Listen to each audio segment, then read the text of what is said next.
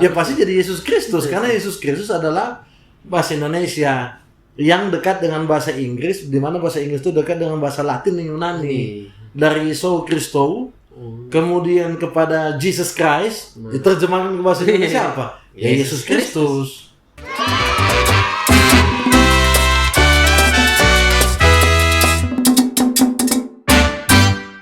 Berita penyebutan Isa Al-Masih jadi Yesus Kristus di tahun Di ini. kalender Yang di mana itu dari dari puluhan tahun yang di mana jujur kita adalah orang yang waktu SD bingung yang pas hari libur kenaikan Isa Al-Masih itu termasuk bingung karena yang kita tahu itu dari kecil tidak ada kata itu, yang kita tahu kan Yesus Kristus. Bagaimana dengan kondisi sekarang yang pergantian nama ini? Kalau mau dipandang dari itu tadi dari segi nasionalisme tuh, itu akan terlihat kayak akhirnya pemerintah mengakui bahwa lebih pantas atau lebih baik pakai kata Yesus Kristus, karena yang merayakan ini kan orang Kristen yang terbiasa dengan diksi atau perkataan Yesus Kristus. Jadi itu yang lebih dekat dan lebih karena. Tapi secara maaf potong Pak Pendeta, kalau secara katanya harafiahnya memang Yesus Kristus itu Isa Al-Masih itu sama kata penyebut. Maksudnya apakah itu bahasa Indonesianya, itu bahasa Arabnya, itu bahasa Nah, apa? itu yang kita mau sebutkan tadi, bahwa sebenarnya orang karena sudah terbiasa dengan Yesus Kristus, karena tompe Alkitab itu kan diterjemahkan oleh lembaga Alkitab itu diterjemahkan ke bahasa Indonesia, makanya tompe terminologi itu, tompe pemahaman itu, dan perayaan yang ditulis di kalender itu perayaan yang dialami oleh orang yang terbiasa dengan kata Yesus Kristus. Karena kalau di kitab suci, mohon maaf teman-teman Muslim, itu tidak ada perayaan itu yang memperingati Paskah, Natal, gitu. Kelahiran Isa Al-Masih kan kalau bilang yang pakai kata Isa Al-Masih terminologi ini kan yang pakai Islam. Jadi sebenarnya berarti kelahiran Yesus Kristus sekarang sudah dari lama. Harus ganti lagi.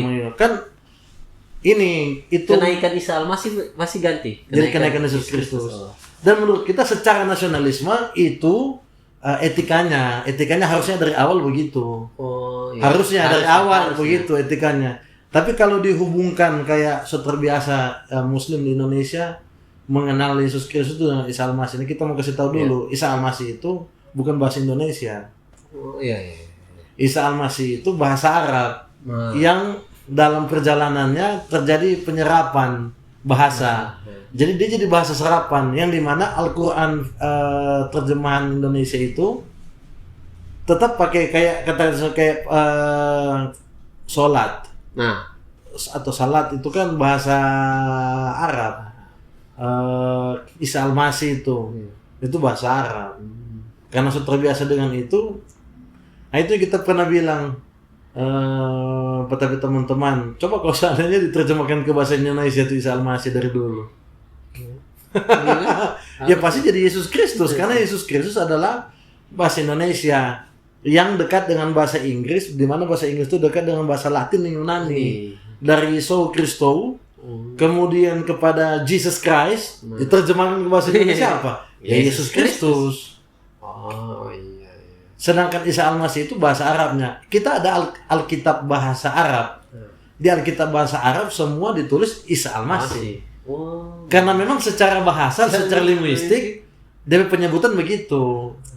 Kalau masalah ketokohannya, itu ini apakah sama tuh berbeda? Kita menolak kalau disebut sama. Karena alasannya. Karena yang pertama Isa Al-Masih di dalam kitab lain lah. Ya, dalam kitab selain apa? Di mana? Cuma itu. Di dalam kitab suci teman-teman Muslim itu dalam Al-Qur'an Isa Al-Masih itu disebut sebagai, ini masih banyak yang terjadi perdebatan, tapi ini memang dari tulisan yang itu, di mana Isa putra Maryam ini adalah sepupu atau saudari daripada Musa dan Harun. Berarti Padahal kan timelinenya jauh beda. Nah makanya orangnya nggak bisa bilang bahwa itu menulis salah atau tidak, karena kan itu berhubungan dengan iman orang lain. Makanya secara kita yang sebagai Kristen, kita menolak ketokohan itu disebut sama karena itu berhubungan dengan kitab suci yang kita imani. Yang dimana memang waktu di mana Yesus Kristus itu hadir, ya memang waktunya bukan zaman Musa. Zaman Musa itu kan disebut dengan zaman Neolitikum. Oh, Neolitikum. Ada Paleolitikum, ada Neolitikum. Nah, Musa itu Neolitikum. Di mana bangsa Israel keluar dari perbudakan dari Mesir. Di mana sebelumnya Mesir hidup di zaman Paleolitikum, di zaman Yusuf. Itu Mesopotamia dan sebagainya. Sedangkan Yesus itu hidup di zaman ada namanya zaman sebelum masuk 1 Masehi, ada 50 tahun ke belakang disebut dengan Neo-Hellenistik atau Neo-Hellenistian. Zaman di mana yang berkuasa itu sebutan orang Yahudi terhadap orang Romawi, Yunani. Masuk kalender Masehi. Di mana di sana ada, dan itu banyak temuan-temuan sejarah-sejarah, tokoh-tokoh sejarah, tokoh-tokoh penulis waktu itu yang non-Kristen mengkonfirmasi bahwa Yesus memang hidup di zaman itu. Iya. Jadi kayak kelahiran Yesus juga kalau di Al-Quran beda. Di bawah pohon kurma. Oh iya, pernah lihat. Iya, sedangkan ada tapi konten di YouTube itu. Iya. Nanti nanti mau tag. Di bawah pohon kurma, sedangkan orang Yahudi, Kristen maupun Samaria itu meyakini bahwa Yesus itu lahir di Migdal Eder namanya. Menara kawanan domba menurut Mika pasal 4. Mika. Iya, Nabi Mika membuat tentang kelahiran di Migdal Eder. Itu pun banyak orang Kristen masih miskom terhadap tempat kelahiran. Makanya kan kalau Natal masih adanya kasih kandang kambing. Paling salah itu. Iya. Dia lahir di menara kawanan domba. Apalagi sudah dekat-dekat Natal ini. Sudah dekat ini. Paling sudah ada yang bikin kandang. Karena perbedaan yang signifikan itu, makanya sebenarnya orang menolak disebut sebagai secara ketokohan sama. Tapi kalau secara bahasa linguistik, memang dalam bahasa Arab Yesus Kristus disebut Isa. Iya. Secara bahasa. Secara bahasa, gitu. Tapi secara ketokohannya berbeda. Tuh. Kayak orang meyakini sama-sama bahwa Yesus itu disalib. Saksi matanya banyak. Kalau sana kan ganti. Ada yang teori pergantian digantikan oleh Yudas, kemudian ada yang menyatakan bahwa dibunuh, ada yang dibunuh, ada surah yang mengatakan dia dibunuh, ada yang digantikan. Memang ada. Ada yang mengatakan dia diangkat. Langsung diangkat. Iya. Jadi orang kan nggak bisa intervensi mau itu dong urusan bukan orang. Makanya kita bilang secara ketokohan. Kalau kita pribadi, bahkan Kristen itu memang secara konsili dulu itu menolak ya. Hal itu. Jadi secara namanya memang ya sama. Iya. Tapi secara ketokohannya itu beda. Beda. Makanya ketika itu masuk di konteks hari ini bernegara. Atau apakah ada memang sosok lain? yang mana? Di antara dua kalau kan ketokohannya berbeda. Berarti kalau memang dua-dua benar pada nantinya, berarti ada dua sosok orang yang, karena nama Yesus itu sebenarnya bukan cuma eksklusif dia. Iya, sebelum itu ada namanya Yesus bin Sirak. Nah itu. Iya. Warna. Makanya sebenarnya kalau perhatikan di kitab suci Torah bahasa Yunani itu semua kalau kali Yesus itu akan disebut sebagai Immanuel. Itu titel propernya apa? So titel yang DP proper. Di mana kata El dan kata Immanuel itu memiliki makna yang bukan cuma sekedar kalau orang terjemahkan Immanuel Allah beserta tuh. Kalau beserta itu kan seolah-olah ngana ke Manado kita ada yang telepon kita beserta dengan ngana itu. Tapi DP makna itu Immanuel Allah, memang Allah hadir di antara manusia. Berarti iya, karena kebanyakan orang juga pikir bahwa Yesus itu hanya eksklusif tuh. Padahal kan itu hanya nama dan memang ada beberapa orang yang punya nama yang begitu. Kayak sekarang juga pemain bola namanya Yesus tuh. Iya. Berarti ada pemain bola nama Isa. Ada paling ada. Karena itu nama yang kalau mau dibilang cuma kadang enggak jago. Lebih jago Yesus ya. Yesus kalau bawa kopeng dalam.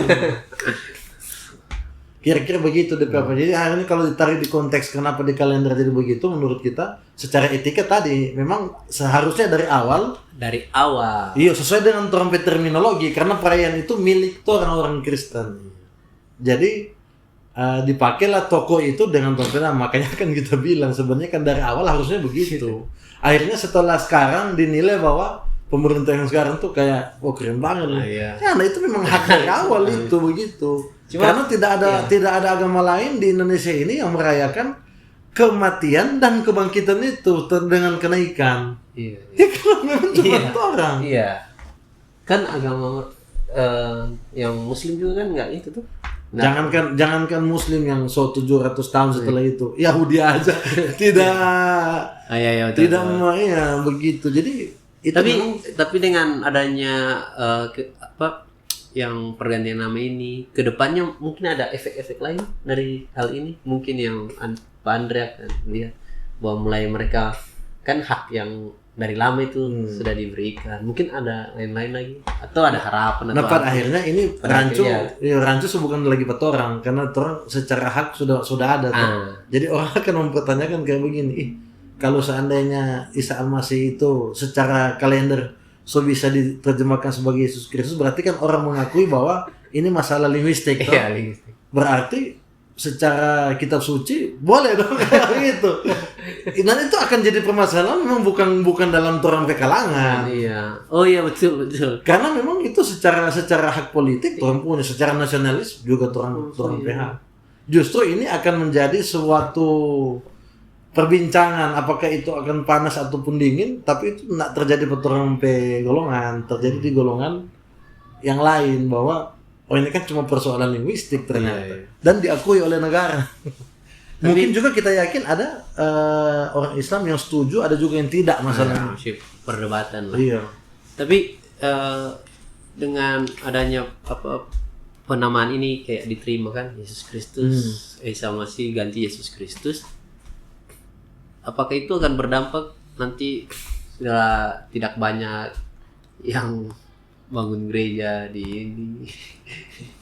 Kalau ada efeknya nggak? Misalnya buat orang-orang pas ini bangun gereja bagaimana maksudnya? Ya, yang pelarangan itu. Pelarangan bukan bangun gereja sih, lebih ke pelarangan ibadah yang sampai tahun ini masih juga kita lihat berita-beritanya tuh di Indonesia. Gimana? Nah, dengan adanya salah satu contoh kecil ini yang namanya diubah, kita optimis sih bahwa ke depan pemerintah akan membenahi masalah izin tempat ibadah, kebebasan beribadah. Cuma memang ini sorry ya, kita bukan no offense siapapun, tapi ini kenyataan. Kan kebanyakan yang teman-teman muslim itu komen kalau udah ibadah kan ribut biasanya. Iya. Gitu. Dan bukan cuma orang, kita juga mengakui memang ribut. Ada golongan Kristen karena beberapa agama tidak memahami konteks kekristenan itu kan, di mana Kristen itu ada beberapa aliran. Ada yang DP ibadah memang tenang, enggak perlu himna begitu. Iya, enggak perlu musik terlalu atau ribut. Tapi ada memang gereja yang betul-betul ribut memang, yang memang DP artinya bukan ribut sengaja. Tapi memang cara gaya beribadahnya begitu. Gaya beribadah. Nah, yang paling banyak kita lihat contoh kemarin gereja GMS yang di apa itu karismatik karena memang dorong ibadah. Iya. Begitu. Heboh. Makanya menurut kita orang juga Kristen itu dalam hal keramahan orang mesti menyesuaikan juga dengan budaya di mana orang ada. Mau ada gereja karismatik, Pentakosta apapun itu, kalau memang sadar kayak di Cilegon. Nah, tahu. Itu dorang apa? Maksudnya kalau mau tahu dari awal dorang menolak, walaupun orang ada hak, secara etika karena orang minoritas, setidaknya orang harus menghargai yang itu. Kan inti pelayanan, inti orang Kristen beribadah kan bukan hebohnya itu juga tuh. Tapi akhirnya itu ibadah buat orang, tapi batu sandungan buat orang lain. Itu jadi kalau orang bilang begini, tapi kan orang pegang ibadah. Ya, dapat di mana di Alkitab ada orang beribadah dengan gaya yang memang Petrus dan murid-murid itu pernah dianggap sebagai orang mabuk, tapi bukan karena orang sengaja. Dorang mengalami manifestasi yang tidak bisa dikontrol oleh dorang pejiwa, dorang pediri begitu. Dan jadi marilah orang juga berbenah dalam hal itu. Betul. Kayak berbenah juga artinya kan ada di contoh kasus di Sulawesi Utara sendiri yang bule itu marah. soal ribut. Itu. Aduh, sama kasih itu mar. So banyak le dong udah bikin. Misalnya contoh lah, misalnya. Itu karena memang bukan dari kalangan isinya, bukan dari kalangan seberang aja, dari kadang-kadang mungkin ada dari orang juga mesti benar. Karena kalau menuntut contoh tuh boleh menuntut orang mesti tahu orang itu dan tujuan berlibur no. Iya. Jadi orang pilih tempat itu tempat di mana memang orang anggap tempat ini eksklusif buat liburan. Buat orang vacation ya. Dorang healing. Makanya dorang merasa terganggu. Iya. Harusnya orang berbenah di beberapa bagian itu. Apakah dari orang karena kalau ada yang bilang itu budaya, kita tidak setuju kalau itu budaya. Budaya. Kan ada yang bilang, ada tokoh yang bilang bahwa ini sudah jadi budaya for orang sebagainya. Yang begitu dong. Ngelai di mana minta sumbangan budaya? Atau ada sesuatu yang tua dan sebagainya begitu. Jadi kalau menurut kita ini cuma masalah mengoreksi dari dua pihak lah. Iya. Karena kalau umpamanya ini terjadi ulang, berarti ada salah. Maunya koreksi ini. Iya. Itu juga pelajaran buat pendatang tuh. Di sisi lain juga buat pendatang untuk tahu lokasi tempat dia tujuan. Orang jangankan yang beda negara begini, orang aja yang orang Bitung mesti kalau mau pergi ke Minsan atau kemana kan, so agak beda tuh orang pergi budaya etika toh. Iya. Tompe itu juga mesti belajar, tanya ke teman dulu bagaimana di sini cara menyapa yang muda dan yang tua. Kayak begitulah, orang mesti tahu DP. Tapi tidak etis kalau orang menuntut dia harus tahu terlalu jauh. Makanya ini sebenarnya masalah baku mengerti. Kan toleransi itu tentang baku mengerti dan menerima. Iya. Cuma kan kayak yang masih bingung ini sebenarnya soal pelarangan ibadah. Yang kita lihat di berita kan ya pelarangan ibadah, tapi kan mungkin ada faktor-faktor lain kayak tadi. Mungkin ibadah terlalu ribet atau terlalu bikin apa tuh, ada kegiatan apa yang dimana itu juga harus kita sebagai pribadi masing-masing Kristen itu harus mengerti dan tahu kan. Karena kita sekarang ini lagi sementara bawa urus izin gereja ya. Jadi kita tahu bagaimana memang DP kesulitan atau dia punya lika-liku dalam hal betul itu. DP sulit masalah administrasi itu karena orang diberatkan dengan ada yang namanya SKB 2 Menteri itu. Itu apa itu SKB 2? Itu memang kalau nggak membangun tempat ibadah di sini, Birman dan sebagainya itu mesti setuju. Dapat izin dari sekitar. Mungkin itu juga ya. Kalau di lingkungan itu banyak agama lain. Iya, mungkin yang pelarangan ini kayak mungkin tidak dapat izin atau apa. Memang begitu. Makanya kita bilang termasuk juga orang harus introspeksi bahwa kebanyakan gereja yang dulu kan sampai ada yang bakar itu. Karena udah konfirmasi ini gerejanya ada izin. Cuma DPT kan nggak harus mau dibakar. Kita jalan di 2016 di Kota Malang, itu kita lihat dari terminal, ada satu gereja itu tak segel. Jadi gereja itu ada, bukan segel, ada polis lain. Negara polisi, karena gereja itu dilaporkan tidak punya izin. Dan DP yang menurut kita unik begini, ada yang jaga gereja itu. Jemaat itu diizinkan jaga supaya memang tidak ada anarkis yang ada yang tidak diinginkan terjadi. Karena kan di dalam gereja itu fasilitas ada piano, ada ini sebagainya. Takutnya ada yang inventaris lah. Ambil. Jadi dorang memang polisi dilarang beribadah aja sampai izinnya itu jadi.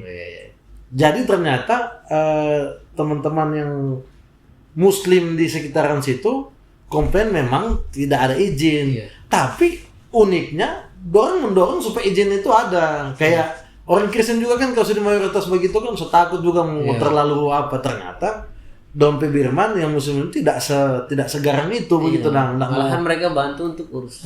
Dorang yang memang dorong untuk sambil karena bayangkan kita udah lewat, kita tertegun sekitaran udah lama kita di situ.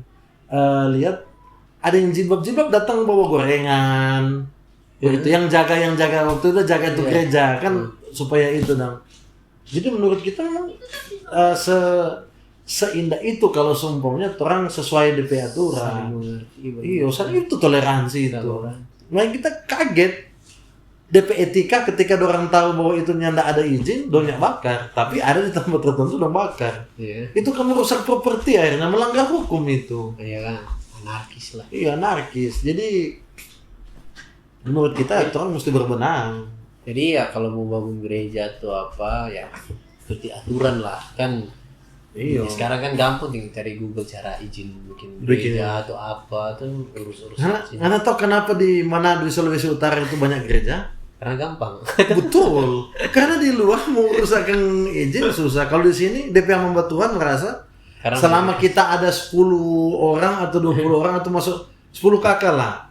DP ada syarat tertentu tuh, atau bisa bikin kanisa, bisa bikin. Tapi memang di setiap organisasi gereja itu ada syarat minimal berapa jemaat baru bisa bikin gereja tuh gimana? Ada. Harusnya ada tuh.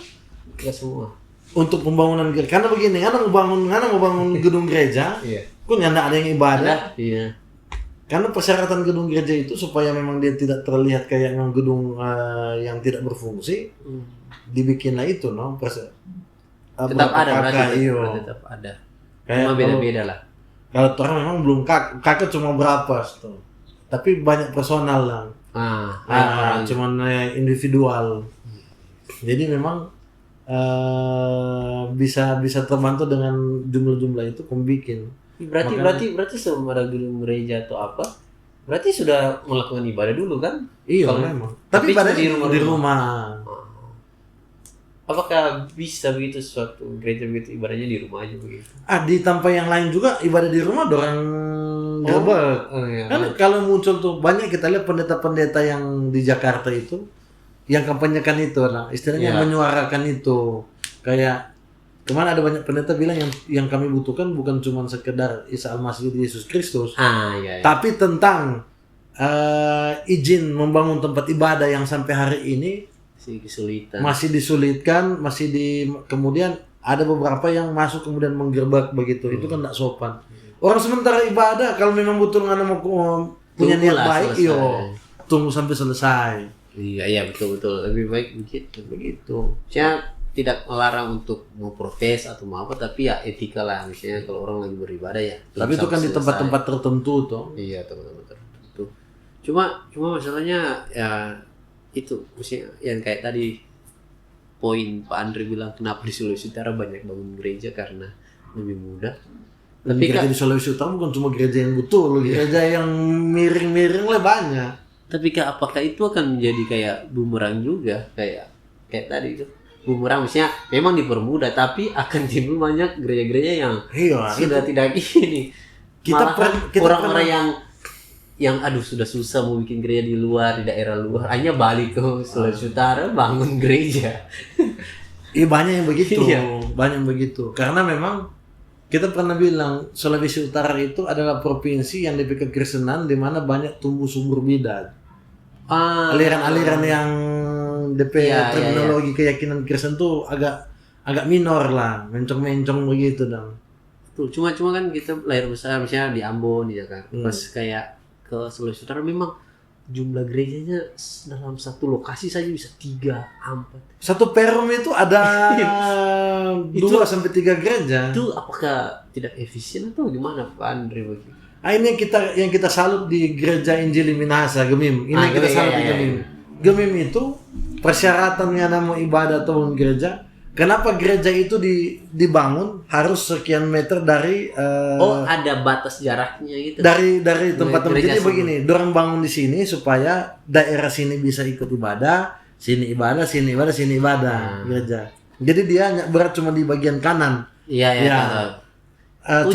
Jadi Gemim ini tidak ada yang dekat sekali, baku dekat ada Gemim ini. Ada, dorang dipetakan, memang dipetakan.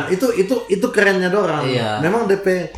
Contoh, kita tuh lahir dari gereja Gemim. Iya. Dari kecil, tompe gereja tapi nama ada gereja Musafir Kleak. Iya. Dia tuh DP kolom banyak sekali. Karena ini yang petorang di sini terlalu jauh mau pergi ibadah, makanya petorang berkumpul sini dibikin 2 gereja. Karena yang dari atas ada nama Batu Kota atas. Iya, Batu Kota. Itu mau pergi ke Musafir jauh sekali. Petorang Batu Kota bawah, mau ke Musafir jauh sekali. Dibikinlah gereja yang dekat, akhirnya disebut pemakaran dari Musafir Kleak. Beberapa gereja yang itu pemakarannya dari satu gereja yang disebut gereja induk iyo. orang itu cuma satu kolom pun jadi satu gereja. Kemudian tapi kan ada dia punya syarat lah, sudah berapa kakak sekarang terlalu banyak gitu. Betul. Kan? Nah, itu kerennya kami karena memang berdasarkan catatan-catatan sejarah memang gereja yang DP presbiter dipimpin oleh yang tua-tua penatua itu. Biasanya lebih terorganisir DP struktur-struktur itu. Itu yang sebenarnya harus dipelajari oleh gereja-gereja modern yang lain.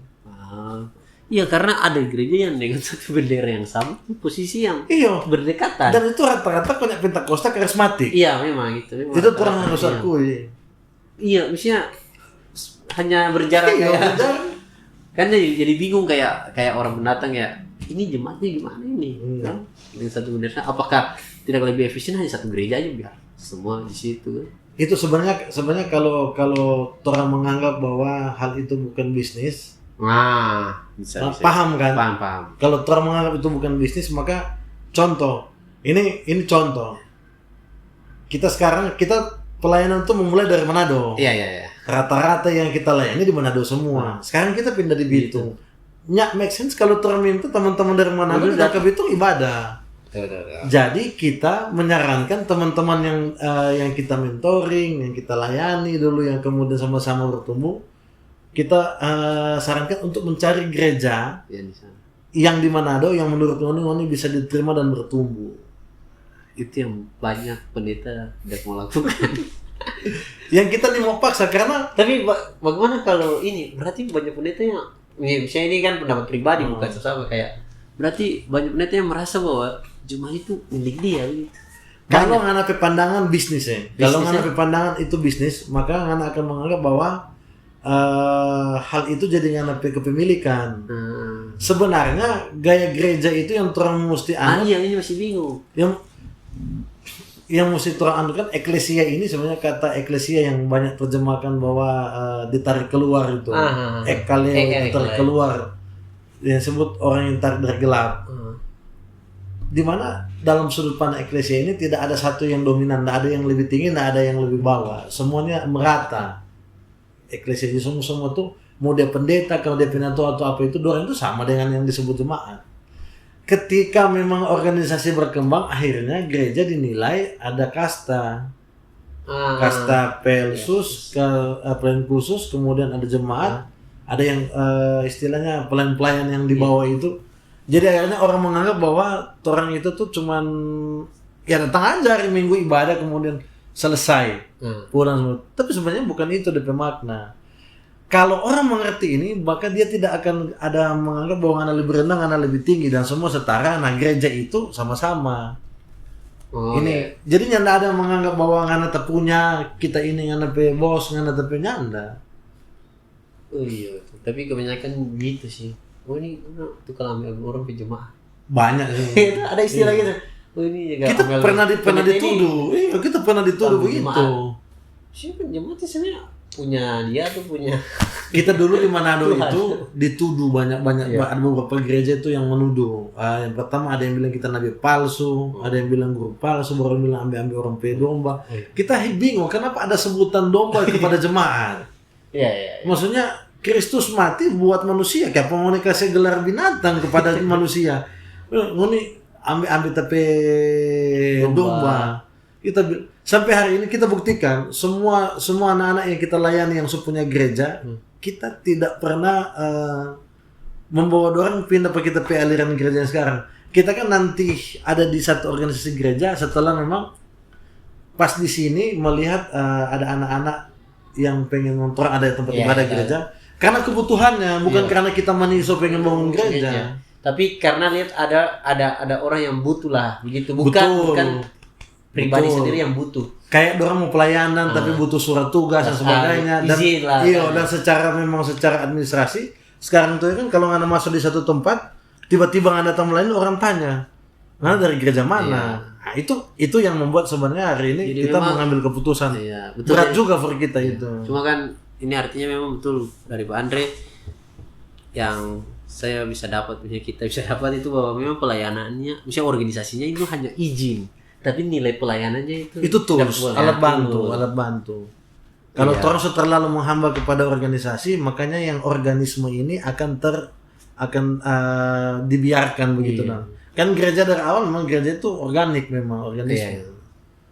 Jadi bahkan kita dulu saking cepat kita sebut organisme jadi orgasme. tapi maksudnya apakah ada kayak harapan begitu kayak situasi gereja yang banyak ini di Sulawesi Utara ke depan buat generasi berikut ini tuh yang akan itu apakah nanti akan sama? Kalau memang pertumbuhannya kayak begini, lama-lama itu setiap sekian meter tetap ada gereja. Dan terlihat seperti saling berebut. Iya. Atau terlihat ada kompetisi di sana. Dan memang sudah terjadi itu. Dari dulu kita sampai sekarang setelah kita di usia yang semakin ke atas di dunia yang semakin kita bisa melihat realitas kekristenan, kita memahami bahwa itu terjadi. Dari kita mulai bertobat sampai hari ini gereja itu masih banyak yang sama aja di metode. Iya. Tapi balik lagi kayak kalau memang mereka menganggap bahwa bikin suatu pengembalaan gereja begitu pelayan bisnis. Bisnis. Berarti orientasinya orientasinya doi. Karena memang itu salah satu cara maksudnya yang mungkin ada sumber penghasilannya. Maksudnya jadi gembala, jadi pendeta begitu.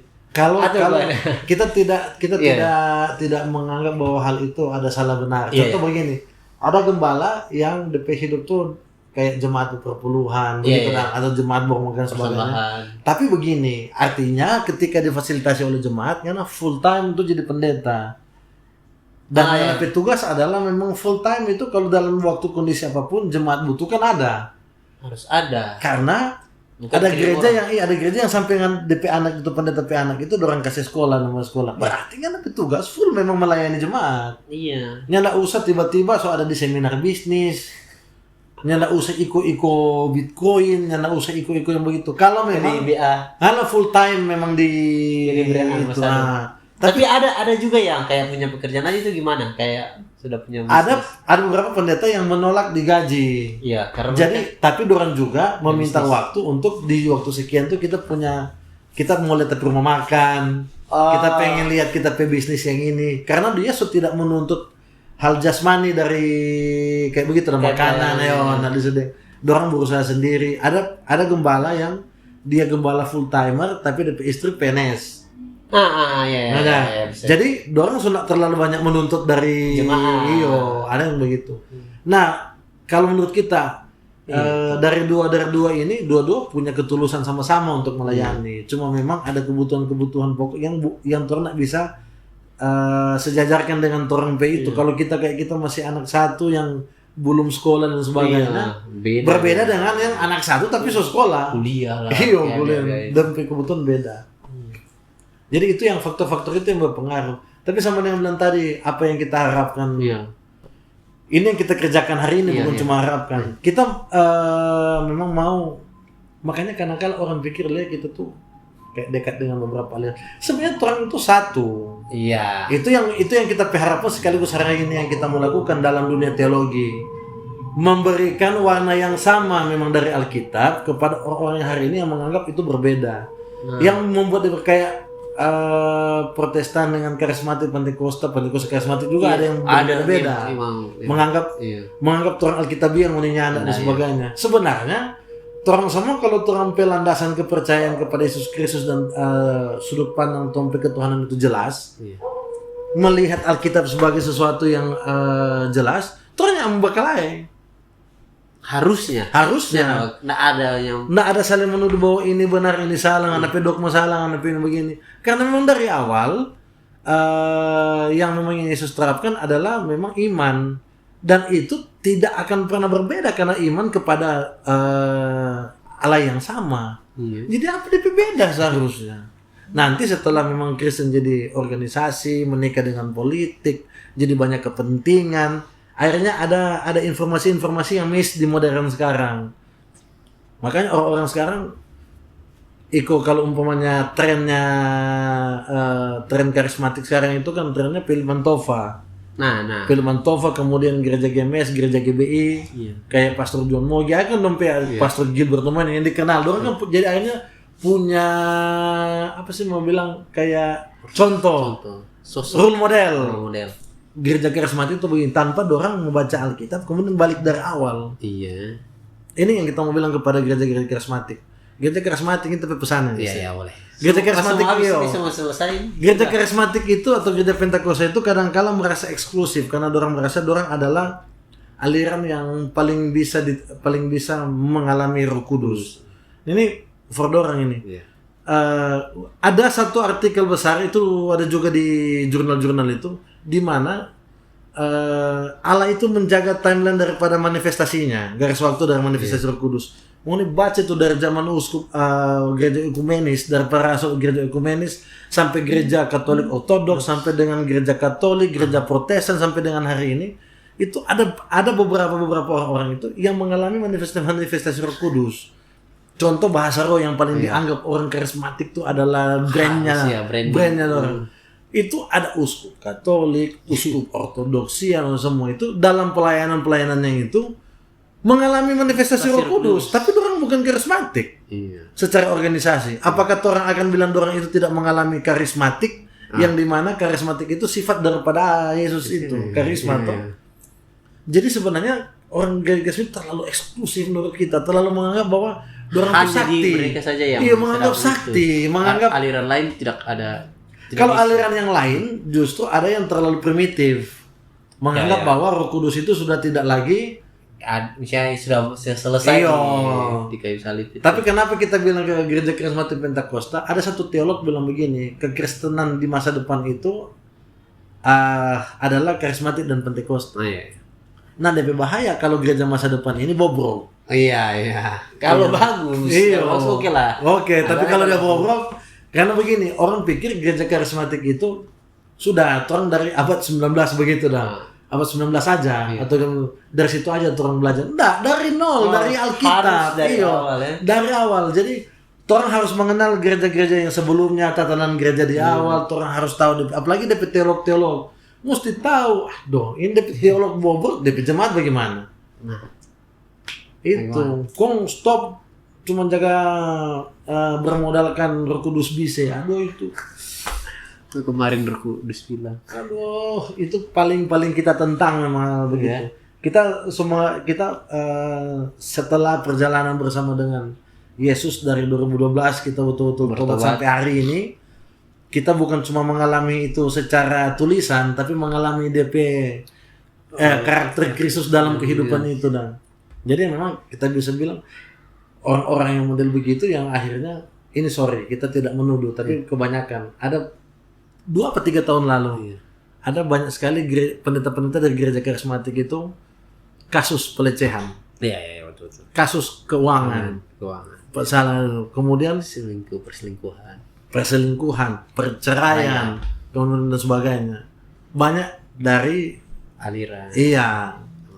Tanpa mengangkat yang lain karena ini kan individual, ini kan masalah in order. Ya tapi maksud karena cuman 2 gereja ini yang seolah-olah terlihat orang tuh sakti punya kekuatan Roh Kudus dan sebagainya. Maksudnya hidup biasa-biasa aja. Pelajari Alkitab itu secara radikal. Fanatiklah kepada Yesus, kepada ajaran-ajarannya. Jangan fanatik kepada sesuatu atau orang lain yang dapat lihat berilmu atau dapat lihat dia kayak butuh-butuh sama dengan Yesus. Ada pendeta Andra, pendeta yang DP tiap kali akhir dari DP khotbah itu altar call. Tapi satu kali dia mengajar tentang Alkitab salah informasi. Dia kalau mau berdoa, kalau misalnya kenal di Sulawesi Utara, ancok jatuh berdoa ada yang kepenuhan dan sebagainya. Tapi waktu dia bilang Maria Magdalena seorang pelacur, itu jauh dari konteks Alkitab. Berarti dia tidak pernah baca itu, dia nak pelajari. Masa Maria Magdalena seorang pelacur? Maria Magdalena itu perempuan yang daripadanya diusir roh jahat. Hanya sesimpel dia pelajaran sekolah minggu lah itu. Dan terbukti bahwa dia tidak baca sebagai pendeta. Tapi kalau mau berdoa, mau pakai istilah touch fire, jago sekali. Padahal itu soal dicerdas Alkitab sekolah minggu. Yang sebenarnya terus sudah perlu mau permasalahkan. Tapi kelas pendeta itu bisa jadi contoh. Bagaimana tuh? Bahwa pentingnya baca Alkitab, mempelajari itu Kristus. Memang yang kurang. Dari gereja karismatik itu kurang itu. Dan mungkin ini ada pesan, mau tutup. Memang ini sudah daging semua ini. Jadi awal dari mulai Kristen itu satu sampai pada akhirnya pecah. Iya. Tugas orang adalah anak-anak muda, tugas orang generasi Kristen zaman sekarang adalah mempersatukan kembali yang dirusak oleh oknum-oknum tertentu dari zaman dulu. Iya. Jadi orang sama-sama meyakini Yesus yang sama, meyakini kepenuhan terhadap roh yang sama. Kalau cuma ada perbedaan di tafsiran, orang harus memaklumi. Iya. Tapi sekali lagi Kristen itu satu iman, satu Tuhan, satu baptis. Hanya pesan apa? Terkait tadi penyebutan Isa Al-Masih ke Yesus Kristus, jangan cuma story, kirim foto berita puji Tuhan, tapi tidak belajar, tidak tahu dia punya asal usul kenapa nama ini kan. Kayak Pak Andre bilang, rajinlah baca Alkitab, cari literasi yang mendekati itu. Jangan juga lihat sosok orang, pandang saja Yesus kan.